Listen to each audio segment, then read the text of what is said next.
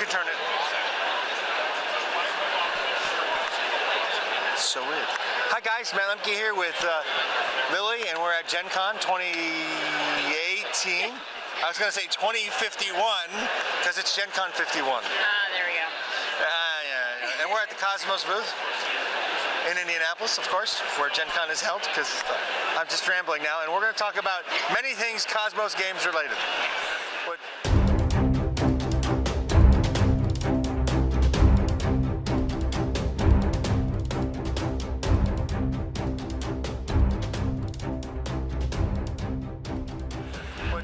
We're going to start with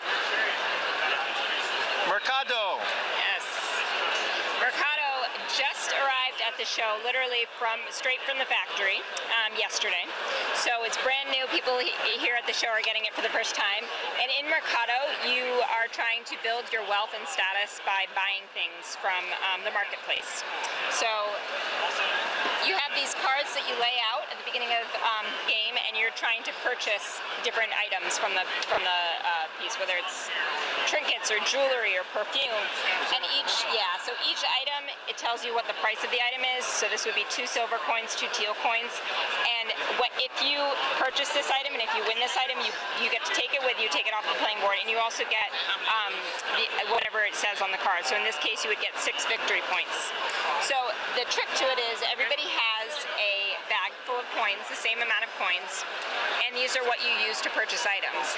But you can't just search through and find the ones that you want for a specific thing. At the beginning of your turn, you reach into your bag and randomly pull 3 coins. And then you have to use these coins and place them on one of the marketplace stalls here to try to purchase it. And you're trying to fulfill or purchase it before someone else does, because then someone else's turn comes along and they can try to get that piece right out from underneath you. And once the person who you want to make your way around the victory track here, and the person who makes their way around it first wins the game. Oh, that's simple. Yeah, it's pretty. Grab this guy. Yep. So, with this guy, you have 4 tokens, 4 different tokens. Mm-hmm. You would place 2 or 3.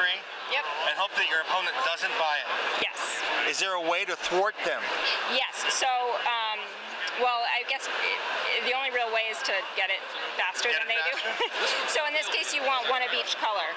Now, say you have, say I'm almost there. So say I put my 4 coins here. Each player has a different side, so you know. Oh, okay. Yeah. So what happens when it's bought then to the other coins? You'd get them back into that player's. But your coins go away into the communal pile. Yeah, back into the draw. Okay. But say for example, I am almost there and I have 3 of the 4 coins necessary.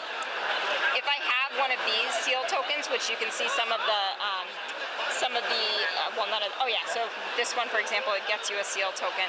What this seal token does is, if I play it, it allows me to grab 2 more, hoping that one of them will be that. Okay. Before my turn is up. So you can employ that throughout the game as well. And so really you're just trying to collect as much wealth as possible to impress your friends, because it's all about money. Okay. Yeah. Now, where are we going from here? Let's go. Are you guys? Did you want to talk about this? Yeah, because we didn't have it out. Okay. We just talked about it. Are you guys? You're not done. Are you still doing Imhotep? Are you sure? We're moving over to Imhotep and their new release, which is a new Dynasty, or depending on who you are, a Dynasty. It's true. Yeah. Imhotep came out 2 years ago. 2016. Yep. 2016. Spiel des Jahres nominee. The base game. So the expansion offers different site boards and different tools to build Egyptian monuments. So the concept is still the same. You're trying to build the best monuments possible to get the most points. But the scoring mechanisms for each site board are a little bit different. So, for example, we'll do. Let's see if I can do this. The burial chamber, for example, it's like the original burial chamber in that you're trying to get as many of your same color touching as possible. But instead, in this one, when you unload the boats, you pick a number. And say I pick number 22. Then, and say I have a black coin, I would put my black stone on the 22 space. So it's a little bit more of like it's not, you're not just laying them down line by line. So each site board is a little different like that. It has different ways to score points and to earn points in the game. And there's also a wager option that's played into the gameplay, which is you can wager on the success of your construction, and if you do well, then the gods will favor you and give you extra points in that regard. Just like the base game, the site boards are double-sided. You can mix and match. So you can mix and match the site boards from the expansion with the base game. And this should be available by the end of August. It'll be in our warehouse very soon. Are you going to have some at the end of the show or no? No, unfortunately we only have samples for demo at the show. Oh, okay. Yeah, we didn't get it quite in time, but it should be in stock in stores by the end of August. All right. Yeah. And now we're going to move over to Lost Cities Yes. with a fire. Yeah. So this is Lost Cities Rivals. It's the latest in Reiner Knizia's franchise, Lost Cities franchise. It's a 2 to 4 player, more similar to the card game than it is to the base game. The board game. He introduces a cool bidding auction mechanic to it though. So you don't start out with a hand of cards to play to build your expeditions. What happens is at the beginning of the game, you divide the deck of cards into 4 piles, and you play 1 pile at a time. So this is your draw pile.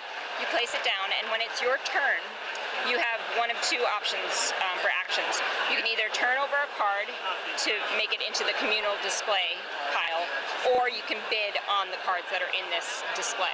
And you bid with these gold coins? Yes, correct. Okay. So it looks like, we're kind of mid-game here. So say it's my turn, I can either flip over another card or I can bid on these. So why is this one, is this a wild card? See, these are the wager cards. That's a wager card? Yeah.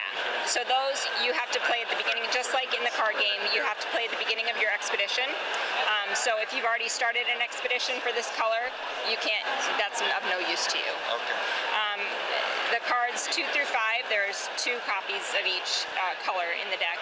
6 through 10, there's only 1. So say I bid on this, then we would go around and everybody else would have the chance to outbid me. And maybe somebody does, maybe they don't. Let's just say for the purpose of this that I win. So I win this, my gold that I used to bid on this would go into the communal pot. And then I would look at what's in the display. I would discard, I have to discard one of these cards. And then I can either keep all of the remaining ones, or only some of them. So in this case, I would want to take this because I don't have this expedition going yet, and it's my wager card. I might discard this one because I don't want to use the 5 right away. Maybe we'll just say, and then let's say I'll keep both of these, and then I would start my expeditions that way.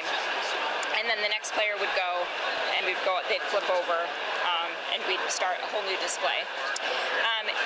The other thing is that at the beginning of the game, the gold is distributed evenly amongst all 4 players, 2 to 4.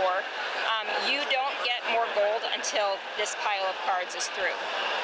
So, once this pile is depleted, we put a new pile in place and we redistribute the gold that went into the communal pot as people won bids or won auctions. So that's another kind of a sneaky move that you can do. If you know that there's a display out there that someone really wants and they've got a lot of gold and you want them to get rid of that gold, you could try to outbid them, not really wanting the display, but trying to get them to get rid of the gold that's in their pot. So it's a fun kind of, I think it's a little bit more cutthroat than the original card game, but it's a lot of fun. There's a lot of room for, the strategical skills are really necessary for this. And it is just like Mercado arrived at the show yesterday. So the people at Gen Con are the first to play in the world, actually, because it's first. Woohoo, Gen Con! It's first to market in the U.S. Very cool. So, yep. So how do you win? So, okay, right. So once all the cards are played, you count up the points on your expeditions, and...